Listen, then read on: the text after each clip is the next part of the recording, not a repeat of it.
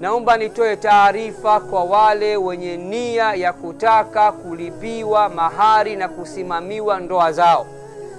Kuanzia tarehe 10 mwezi unaokuja huu wa 4, tarehe 10 mwezi wa 4 hadi tarehe 30 mwezi wa 4, ni siku 20 takriban, tunaanza kutoa fomu hapa makao makuu ya Al-Hikma Foundation, mtaa wa Pazi, Kikale na Yombo.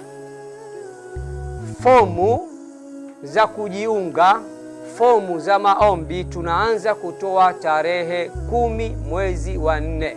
Tusaidieni waandishi wa habari, hizi klipu zisambae, ziwafikie watu wote, ili mwenye nia ya kutaka na yeye kuingia kwenye jambo hili kuanzia tarehe 10 mwezi wa 4 mwaka huu 2025 ndiyo tunaanza kutoa fomu za maombi, na mwisho wa kutolewa fomu ni tarehe 30 mwezi wa 4.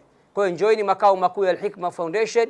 Mkifika hapo magetini mtakuta tayari fomu zipo, watu wachukue fomu wakajaze na warejeshe. Watakaporejesha, timu itafanya mchakato na mapitio, kisha mtaitwa katika usaili, interview ya mwisho. Baada ya hapo, jambo likikamilika, tutatangaza mapema iwezekanavyo ndoa hizi 100 zitafungwa lini.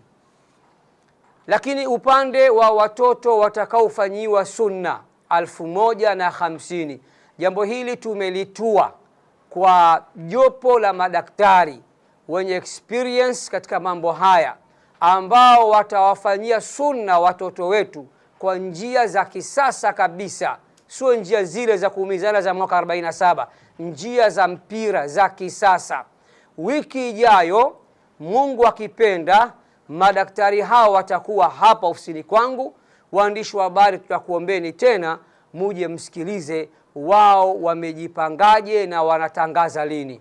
Kwa taarifa tu, wanataka haya majambo wayafanyie katika vituo vya afya vya serikali. Kwa hiyo wapo katika mchakato wa kufunga mazungumzo na uongozi wa serikali. Watakuja wiki ijayo kutuambia kwa Chanika kituo gani cha afya ambacho watafanyia jambo hili na tarehe ngapi. Kwa Mbagala itakuwa lini, kwa nani itakuwa lini. Kwa hiyo taarifa ya kuwafanyia sunna watoto 1050 zitakuja kutolewa na jopo la madaktari, kwa sababu hilo linafanywa na wao. Sisi